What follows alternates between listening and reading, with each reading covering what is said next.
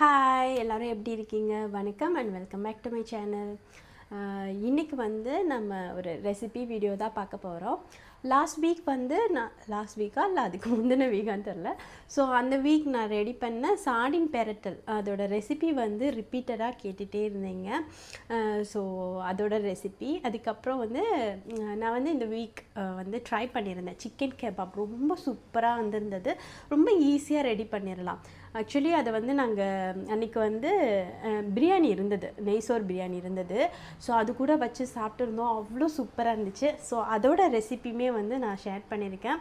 அப்புறம் நான் முன்னெல்லாம் வந்து டின்னருக்கு பார்த்திங்கன்னா அதிகமாக ஸ்டர் ஃப்ரை வந்து ரெடி பண்ணி சாப்பிடுவேன். காலிஃப்ளவர், ப்ரொக்கோலி, வெண்டைக்காய் இந்த மாதிரி இதிலெல்லாம் வந்து நிறைய ஸ்டர் ஃப்ரை வச்சு சாப்பிடுவோம். அப்போது அதோட ரெசிபியெல்லாம் கேட்டிருந்தீங்க.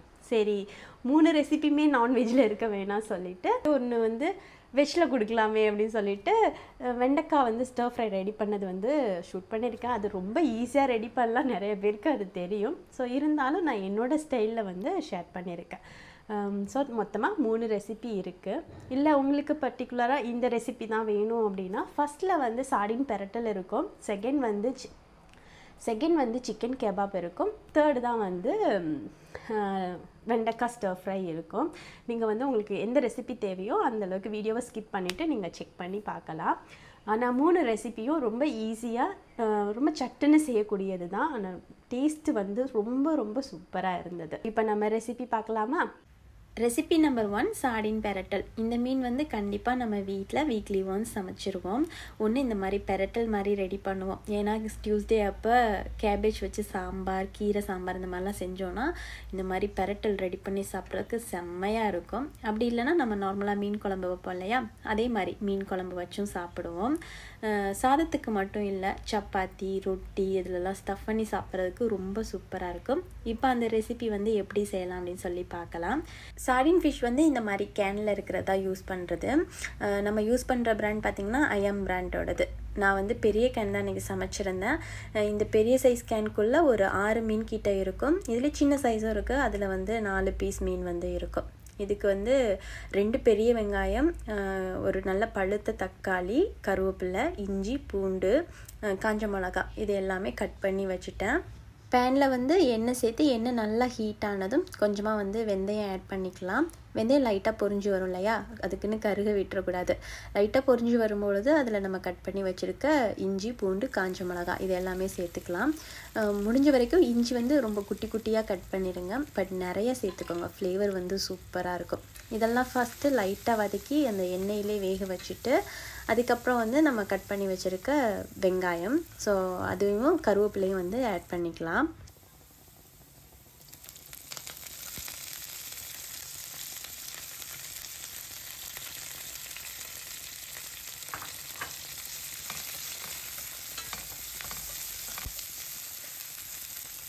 வெங்காயம் லைட்டாக வதங்கினதும் அதில் கட் பண்ணி வச்சுருந்த தக்காளியும் சேர்த்து அதையுமே வதக்கிட்டு அப்படியே சைடில் பார்த்திங்கன்னா கொஞ்சமாக புளி கரைசல் வந்து ரெடி பண்ணிட்டேன். நம்ம குழம்பு மாதிரி செய்ய போகிறதில்ல, கொஞ்சம் கிரேவி, தொக்கு, பெரட்டல் எப்படி வேணாலும் சொல்லலாம். ஸோ அந்த மாதிரி தானே செய்ய போகிறோம். அதுக்கு ரொம்ப தண்ணியெல்லாம் தேவையில்லை. அதனால வந்து கொஞ்சமாக தண்ணியில் வந்து புளியை வந்து நல்லா கரைச்சி வச்சுட்டேன். எங்களுக்கு வந்து இங்கே புளி இந்த மாதிரி சீட்ஸோடு வரும், ரொம்ப ட்ரையாலாம் இருக்காது. ஸோ ரொம்ப நேரம் தண்ணியிலலாம் போட்டு ஊற வைக்கணுங்கிற அவசியம் கிடையாது. லைட்டாக மிக்ஸ் பண்ணிவிட்டு அந்த கரைசலுமே ஆட் பண்ணிட்டேன். இதில் மிளகாத்தூள்னு பார்த்திங்கன்னா இந்த சார்டின் பெரட்டலுக்கு மட்டும் பாபாஸோட மீன் மசாலா கிடைக்கும் இங்கே. ஸோ நான் அதுதான் வந்து யூஸ் பண்ணியிருந்தேன். ஸோ அதில் ஒரு 2.5 டேபிள் ஸ்பூன் அளவுக்கு நான் மீன் மசாலா வந்து ஆட் பண்ணியிருந்தேன். ஸோ அதெல்லாம் சேர்த்து தேவையான அளவுக்கு உப்பு அதையுமே சேர்த்து நல்லா மிக்ஸ் பண்ணி விட்டு அப்படியே வந்து மூடி போட்டு வச்சுட்டேன்.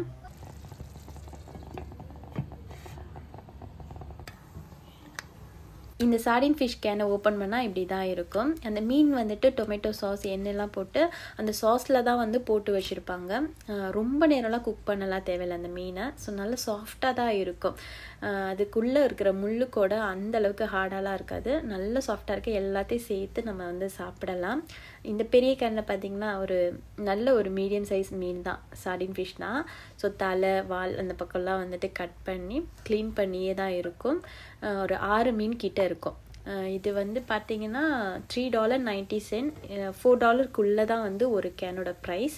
இதிலே குட்டி கேன் கூட இருக்குது. நம்ம மீன் குழம்புலாம் வைக்கிறோம் அப்படின்னா நல்லா காய்கறியெல்லாம் போட்டு கூட செய்யலாம். ஸோ இப்போ வந்துட்டு அந்த கிரேவி நல்லா எண்ணெய் பிரிஞ்சு அந்த மிளகாத்தூளோட ரா ஸ்மெல்லாம் போனதுக்கப்புறம் மீன் வந்து ஃபஸ்ட்டு ஒன்றா வந்து ஆட் பண்ணிட்டேன். நம்ம வந்து அந்த டொமேட்டோ சாஸ்மே வந்துட்டு சேர்க்கலாம். நான் ஆல்ரெடி புளி தக்காளி இது எல்லாமே சேர்த்ததுனால இந்த டொமேட்டோ சாஸில் கொஞ்சம் மட்டும்தான் ஆட் பண்ணியிருந்தேன், ரொம்ப சேர்க்கலை, இல்லாட்டி ரொம்ப புளிப்பாக இருக்குமோ அப்படின்ட்டு கொஞ்சம் மட்டும் ஆட் பண்ணியிருந்தேன். அதுக்கப்புறம் வந்து அந்த மீனெல்லாம் கரண்டியை வச்சு நல்லா உடச்சி விட்டுட்டேன். ஸோ நம்ம பெரட்டல் மாதிரி தான் செய்கிறோம், முழு மீனெல்லாம் இருக்கக்கூடாது. அது நல்லா குட்டி குட்டியாக அந்த பிச்சு போட்டு செய்வோம்ல சிக்கன்லாம், அதே மாதிரி இதுதான். ஸோ நல்லா அதை வந்து கரண்டியாலே உடச்சி விட்டுறணும். உப்பு புளிப்பு காரம் எல்லாம் செக் பண்ணிவிட்டு மீன்லாம் ஆட் பண்ணி ஒரு 2 மினிட்ஸ் மட்டும் மூடி போட்டு வேக வச்சுட்டேன். ஃபைனலாக வந்து அந்த மசாலா மீன் கூட சேர்ந்து செம்மையாக வந்து சார்டின் பெரட்டல் ரெடி பண்ணியாச்சு. கொத்தமல்லி வேணும்னா ஆட் பண்ணிக்கலாம், ஆப்ஷனல் தான். நான் வந்து ஆட் பண்ணுறது கிடையாது. ஸோ அவ்வளோதான், ரொம்ப சிம்பிளாக வந்து ரெடி பண்ணிடலாம், அவ்வளோ டேஸ்ட்டாக இருக்கும். இந்தியாவிலேருந்தும் நிறைய பேர் நம்ம வீடியோ பார்க்குறீங்க, ஆனால் எனக்கு தெரியல அங்கே இந்த கேனில் உள்ள சார்டின் ஃபிஷ் கிடைக்குமா என்னென்னு. ஒரு வேளை சிங்கப்பூரில் யாராவது உங்களுக்கு தெரிஞ்சவங்க இருந்தாங்கன்னா கண்டிப்பாக நெக்ஸ்ட் டைம் வரும்போது மறக்காமல் இதை வந்து வாங்கிட்டு வர சொல்லுங்கள். நீங்களும் சமைச்சு பார்த்துட்டு எப்படி இருந்துச்சு அப்படின்னு சொல்லி கமெண்டில் ஷேர் பண்ணுங்கள். Recipe number 2 chicken kebab.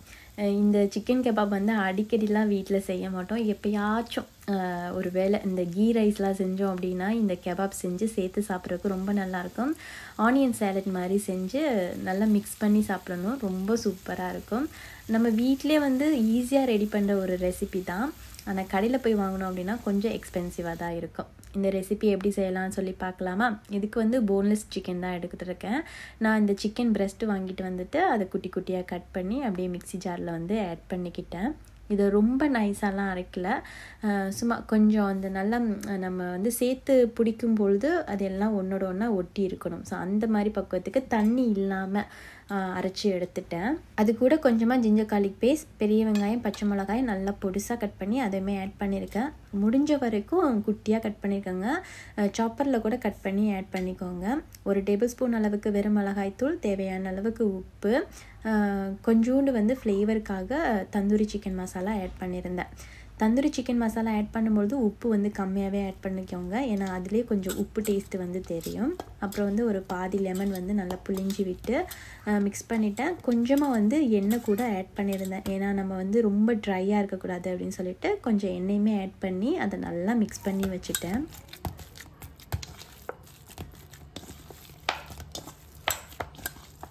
கொஞ்சம் கூட தண்ணி சேர்க்காமல் இந்த மாதிரி நல்லா சப்பாத்தி மாவு கன்சிஸ்டன்சிக்கு அதை நல்லா மசாலா அந்த ஆனியன் எல்லா பக்கமும் சேரணும். ஸோ அந்தளவுக்கு நல்லா மிக்ஸ் பண்ணிவிட்டு அதை ஒரு 10 மினிட்ஸ் அப்படியே மூடி போட்டு வச்சாச்சு.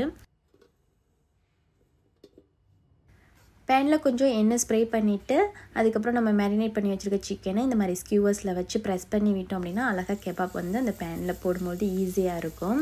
நான் கையில் தான் ஃபஸ்ட்டு ரோல் பண்ண பார்த்தேன், அது ஒட்டிகிட்டே இருந்துச்சு. ஸோ அதுக்கப்புறம் அந்த ஸ்கியூவர்ஸில் பண்ணும்பொழுது ரொம்பவே ஈஸியாக இருந்தது. அதே மாதிரி கொஞ்சம் பட்டர் சேர்த்துக்கோங்க, நான் வீடியோவில் காட்ட மறந்துட்டேன். பட்டர் வந்து சேர்க்கும்போது இன்னுமே ஃப்ளேவர் நல்லாயிருக்கும்.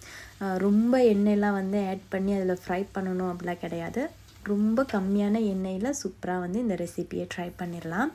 சிக்கன் எல்லாமே வந்து ஆட் பண்ணதும் மூடி போட்டு வச்சுட்டேன். 1 மினிட்லேயே பார்த்திங்கன்னா மேலெல்லாம் வந்து குக் ஆகி கலர் சேஞ்ச் ஆகிடுச்சு. அதுக்கப்புறம் 2 பக்கமும் நல்லா திருப்பி விட்டு ஒரு 2 மினிட்ஸ்லேயே வந்து நல்லா சிக்கன் வந்து ஃபுல்லாக குக் ஆகி வந்துடும். சிக்கன் வந்துட்டு நம்ம அரைச்சி தான் சேர்த்துருக்கோம், அதனால் ரொம்ப நேரம் குக் பண்ண தேவையில்லை, ஒரு 3 மினிட்ஸ்க்குள்ளேயே வந்து ரெடி ஆயிரும்.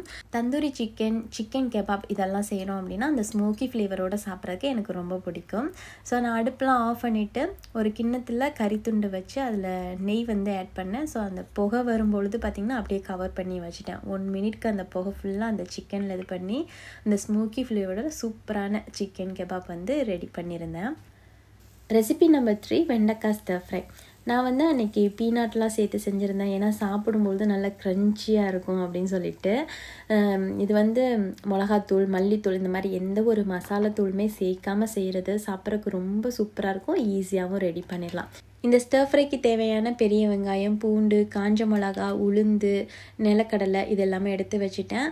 வெண்டைக்காயுமே வந்து நல்லா வாஷ் பண்ணிவிட்டு குட்டி குட்டியாக இந்த மாதிரி ரவுண்ட் ஷேப்பில் வந்து கட் பண்ணி வச்சுருக்கேன். இதுக்கு வந்து நிறைய வெங்காயம் சேர்க்கணும், அப்போ தான் வந்து டேஸ்ட்டு நல்லாயிருக்கும். இப்போ பேனில் வந்து கொஞ்சமாக எண்ணெய் சேர்த்து, எண்ணெய் நல்லா ஹீட் ஆனதுக்கப்புறமா கொஞ்சமாக வந்து கடுகு வந்து சேர்த்துக்கலாம். அது கூடவே நம்ம எடுத்து வச்சுருக்க பீனட் அண்ட் உளுந்து அதையுமே எண்ணெயில் சேர்த்து நல்லா லோ ஃப்ளேமில் வச்சு அதை நல்லா ஃப்ரை பண்ணிக்கோங்க. அந்த உளுந்தும் பீனட்டும் வந்து நல்லா கிறிஸ்பி ஆகணும், அப்போ தான் சாப்பிடும்போது சூப்பராக இருக்கும். ஸோ அந்த மாதிரி கிறிஸ்பி ஆனதுக்கப்புறமா நம்ம கட் பண்ணி வச்சுருக்க வெங்காயம் பூண்டு அதையுமே சேர்த்து நல்லா வதக்கி விட்டுட்டு அப்புறம் நம்ம வாஷ் பண்ணி வச்சுருக்க வெண்டைக்காயை அது கூட வந்து ஆட் பண்ணிக்கலாம். அடுப்பை லோ ஃப்ளேமில் வச்சு வெண்டைக்காய் நல்லா வெங்காயத்து கூட சேர்கிற மாதிரி நல்லா மிக்ஸ் பண்ணி விட்டுட்டேன். நான் கொஞ்சம் கூட தண்ணி சேர்க்கல, அதே மாதிரி மூடி போட்டும் வைக்கல. ஏன்னா நம்ம வெண்டைக்காய் வதக்காமல் அப்படியே சேர்த்துருக்கோம். தண்ணி சேர்த்தோம் அப்படின்னா ஒரு மாதிரியா வலுவலுப்பாக இருக்கும். உப்புமே வந்து ஃபஸ்ட்டில் சேர்க்கக்கூடாது. வெண்டைக்காயில் நல்லா குக் ஆனதுக்கப்புறமா கடைசியாக தான் வந்து உப்பு சேர்க்கணும். ஸோ அவ்வளோதான், சூப்பராக வந்துட்டு ஈஸியான ஒரு ஸ்டர் ஃப்ரை வந்து ரெடி பண்ணியாச்சு. இதை வந்து செய்கிறதுக்கும் ஈஸியாக இருக்கும், சாப்பிடும்போது டேஸ்ட்டாகவும் இருக்கும். பார்க்கும்போது என்னமோ மசாலா தூள்லாம் இல்லாமல் ரொம்ப பச்சையாக இருக்கிற மாதிரி தான் இருக்கும். நம்ம காஞ்ச மிளகாலாம் சேர்த்துருக்கிறதுனால காரமாகவும் அந்த பீனட் உளுந்து இதெல்லாம் சேர்த்துருக்கிறதுனால சாப்பிடும்போது கொஞ்சம் க்ரன்ச்சியாகவும் இருக்கும். ட்ரை பண்ணி பாருங்கள். 3 ரெசிபியுமே பார்த்துருப்பீங்கன்னு நினைக்கிறேன். ஸோ மறக்காமல் இந்த 3 ரெசிபியையும் ட்ரை பண்ணி பார்த்துட்டு எப்படி இருந்துச்சு அப்படின்னு சொல்லி கமெண்ட்டில் சொல்லுங்கள். ஒரு vlogல பார்க்கலாம். அது வரைக்கும் பாய் அண்ட் தேங்க்ஸ் ஃபார் வாட்சிங்.